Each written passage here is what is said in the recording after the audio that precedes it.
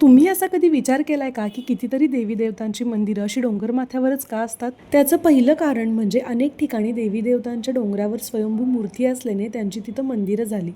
दुसरं कारण म्हणजे डोंगराच्या उंची आणि निर्जन वातावरणात देवतांशी आणि निसर्गाशी एकाग्र होता येत होतं आणि तिथलं पावित्र्य राखलं जात होतं. आणि तिसरं म्हणजे डोंगरावर मंदिरं असल्याने जुन्या काळात आक्रमकांपासून देवांची आणि मंदिराची सुरक्षा होण्यास मदत झाली. आज आम्ही आलोय दख्खनचा राजा ज्योतिबाच्या दर्शनाला. डोंगरावर पोचल्यावर भव्य प्रवेशद्वारातनं आत जाताना चहूबाजूंनी होणारी गुलालाची उधळण आणि ज्योतिबाच्या नावानं चांग भलंचा जयघोष, खरंच अगदी दैवी वातावरण होतं.